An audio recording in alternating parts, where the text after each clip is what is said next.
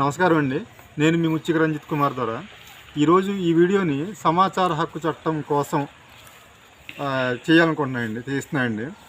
ఏంటంటే సమాచార హక్కు చట్టం 20 సంవత్సరాలు అయిన సందర్భంగా ప్రతి ఒక్కళ్ళు అంటే ప్రభుత్వ ఉద్యోగులు, ప్రతి ఒక్క ప్రభుత్వ ఉద్యోగి ఈ 20 సంవత్సరాలు అయిన సందర్భంగా ర్యాలీలు ఇవన్నీ చేస్తున్నారండి, అవగాహన సదస్సులు. అంటే నేను చెప్పేది ఏంటంటే ప్రభుత్వ ఉద్యోగి, ప్రతి ఒక్క ప్రభుత్వ ఉద్యోగి చెప్తారండి ర్యాలీలో, ఇది అక్టోబర్ 12, 2005 అమల్లోకి వచ్చిందని చెప్తారు. అలాగే ఎందుకు దీని ఆవశ్యకత ఏంటని చెప్పి మనం అడిగితే, ప్రభుత్వం నుంచి మనం సమాచారాన్ని పారదర్శకంగా తీసుకోవడానికి ఇది బాగుంటుందని చెప్తారండి అవగాహన ర్యాలీలో. అలా చెప్పే ప్రభుత్వ అధికారులు ఎంతమంది ఈ రైట్ టు ఇన్ఫర్మేషన్ యాక్ట్ గురించి పూర్తిగా, అంటే వాళ్ళందరూ అవగాహన చెప్తున్నారు, ర్యాలీలో చేస్తున్నారు కదా. నేను సూటిగా ఒకటే అడుగుతున్నానండి, ప్రతి ఒక్క ప్రభుత్వ ఉద్యోగి అందరూ ర్యాలీలు చేస్తున్నారు. మన రాష్ట్రంలో, మన దేశంలో కూడా చేయొచ్చు. ముఖ్యంగా మన రాష్ట్రంలో ఈ ర్యాలీలో చెప్పే ప్రతి ఉద్యోగి ఎంతవరకు వాళ్ళ ఆఫీసుల్లో ఎంతవరకు ఇది అమలవుతుందండి సక్రమంగా.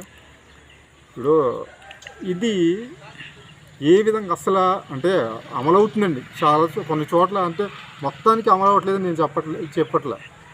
కొన్ని చోట్ల ఇది అనదొక్కేస్తున్నారండి అధికారులు. ఏ విధంగా అంటే ఈ రైట్ టు ఇన్ఫర్మేషన్ యాక్ట్ని చాలామంది అయితే చెప్తున్నారు తప్ప ఇది ఆచరణలో వెళ్ళట్లేదండి. నేను చెప్పేది అంటే ఉదాహరణ ఒక్కటి ఏంటంటే, ఎలాగ ఉంటుందంటే ఒక ఉదాహరణ చెప్తున్నానండి. ఇప్పుడు అదే ఏ విధంగా అమలు అవ్వట్లేదు అనే దానికి ఉదాహరణ చెప్తున్నాను. ఒక ఆర్టీఐ రైట్ ఇన్ఫర్మేషన్ యాక్ట్ ద్వారా ఒకటి అడిగితే, దరఖాస్తు పెడితే, అది మనం అవతల వ్యక్తి కోసం, ఎవరి వ్యక్తి కోసం అయితే అడిగామో ఆ వ్యక్తికి సమాచారం అందించేస్తున్నారు. అంటే ఇది నాకు జరిగిన ఒక ఇన్సిడెంట్ అండి. ఈ విధంగా ఉందని చెప్తుందండి సమాచార హక్కు చట్టం ఇస్తున్నారు. నెంబర్ 1 అది అక్కడ ఒక తప్పు. రెండోది ఏంటంటే, నాకు జరిగింది చెప్తున్నానండి. నేను 2021 9వ నెల 11వ తారీఖున సమాచార హక్కు చట్టం ద్వారా ఒక దరఖాస్తు పెడితే వాళ్ళు 19వ తారీఖు 9వ నెల, అంటే అదే నెలలో 19వ తారీఖున 2021వ సంవత్సరంలో ఇన్ఫర్మేషన్ ఇచ్చారు నాకు.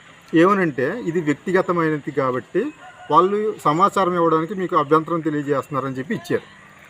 నేను ఆ తర్వాత మళ్ళీ అడిగాను, అభ్యంతరం అని తెలియజేస్తున్నారన్నారు కదా, ఆ లెటర్ నాకు ఇవ్వండి నకలు. అలాగే వాళ్ళకి పంపించిన నోటీసు, యాక్చువల్గా వారికి నోటీస్ పంపక్కర్లే, ఎందుకంటే నేను రైట్ టు ఇన్ఫర్మేషన్ యాక్ట్ ద్వారా అడిగాను ఇన్ఫర్మేషన్. వాళ్ళ దగ్గర ఉంటే ఇవ్వాలి, లేకపోతే లేదని రాసి ఇవ్వాలి, ఏ సెక్షన్ ప్రకారం ఇవ్వకూడదో రాసి ఇవ్వాలి.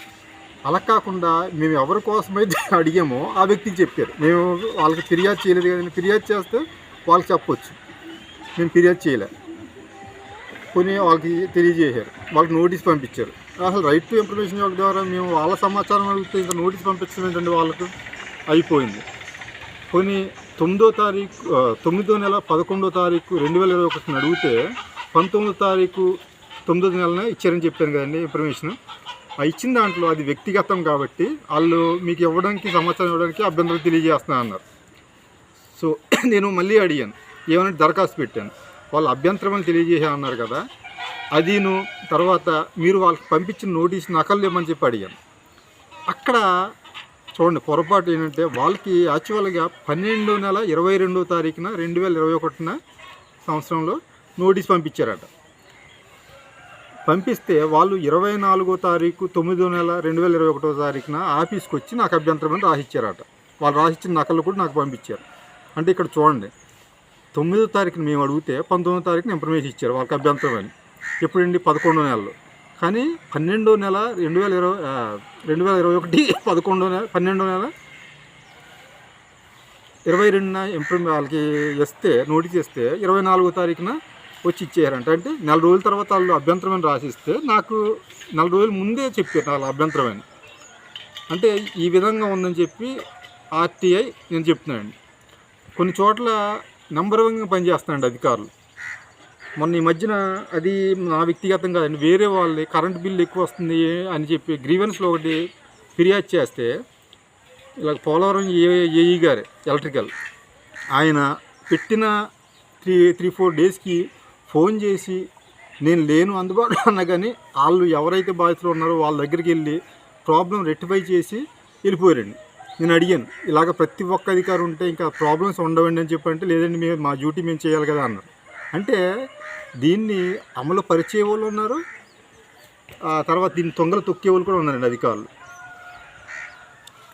ప్రతి ఒక్కరు ర్యాలీ చేస్తున్నారు కదా, నేను అదే చెప్తున్నానండి. కొంతమందికి సెక్షన్స్ కూడా తెలియట్లేదండి. సింపుల్గా మనం దరఖాస్తు పెడితే దీనికి మీకు సమాచారం ఇవ్వడానికి వీలు పడదు అంటున్నారు, కానీ ఏ సెక్షన్ ప్రకారం ఇవ్వడం కుదరదో వాళ్ళు చెప్పట్ల. ఈ వీడియోతో నేను చెప్పదలుచుకున్నది ఏంటంటే, ఈ అవగాహన ర్యాలీలు ఇవి కాదండి. ముందు మీ ఆఫీసుల్లో ఎవరైనా రైట్ టు ఇన్ఫర్మేషన్ యాక్ట్ ద్వారా అడిగితే ఆ సమాచారం ఇవ్వండి. ఇప్పుడు నాకు ఇంకో ఆనందమైన విషయం ఏంటంటే, మా ఏలూరు జిల్లా కలెక్టర్ గారు ఈ రైట్ టు ఇన్ఫర్మేషన్ యాక్ట్ ద్వారా అడిగిన దరఖాస్తుదారులకు ఎవరైనా ఆలస్యం చేసినా, అలాగే అర్జీలు గ్రీవెన్స్లో పెట్టుకున్న అర్జీలు అయినా కానీ ఆలస్యం చేసినా పరిష్కరించకపోయినా చర్యలు కొంచెం స్పీడ్గా తీసుకుంటున్నారని నాకు తెలిసిందండి. కాబట్టి దీని ద్వారా కలెక్టర్ గారి దగ్గరికి వెళ్దామని మేము అనుకుంటున్నామండి. అలాగే ప్రభుత్వ ఉద్యోగులకి ఎవరైతే సమాచారం ఇవ్వకుండా జాప్యం చేస్తారో వాళ్ళకి పనిష్మెంట్ కింద, ఇప్పుడు గత వీడియోలో నేను చెప్పాను వాళ్ళని ఉద్యోగం నుంచి రిమూవ్ చేయాలని. వాళ్ళని వ్యక్తిగతంగా మేము రిమూవ్ చేయాలని కాదండి, వాళ్ళ నెల జీతం అది 50,000 అవ్వచ్చు, 60,000 అవ్వచ్చు, 70,000 అవ్వచ్చు. వాళ్ళ నెల జీతం ఎవరికైతే ఇన్ఫర్మేషన్ ఇవ్వరో, సమాచారం ఇవ్వరో వాళ్ళ నెల జీతం ఆ దరఖాస్తుదారికి ఇప్పించే విధంగా చర్యలు తీసుకోవాలండి. అలాగా ఎంతమంది దరఖాస్తులు పెట్టినా అలాగా, అంటే నా ఉద్దేశం ఏంటంటే ప్రభుత్వ ఉద్యోగులు పారదర్శకంగా దీన్ని అమలు పరచాలనే ఉద్దేశమే ఇది. అంటే రెండో రోజు ఒక ఉద్యోగి సమాచారం ఇవ్వకపోతే ఇలా జరుగుతుందని చెప్పి అనుకుంటాడు. కాబట్టి వాళ్ళని నెల జీతం ఇలా ఎంతైతే వస్తుంది అంత నెల జీతం ఆ అర్జీదారుని దరఖాస్తుదారునికి ఇచ్చే ఏర్పాటు చేయాలి. అలాగే ఈ సమాచార హక్కు చట్టం ప్రతి ఒక్కరికి అవగాహన చేయడం కదండి, వాళ్ళకి ఇంకా చాలామంది తెలియదండి ఎలా చేయాలి ఏంటనేది. బాగా క్రింద స్థాయి గ్రౌండ్ నెట్వర్క్ల వరకు వెళ్ళే విధంగా ప్రతి ఒక్కళ్ళు దీని మీద అవగాహన ఉన్న వాళ్ళు ఎవరిని చేయాలని కోరుకుంటూ ఈ వీడియో చేస్తున్నాను. నమస్కారం.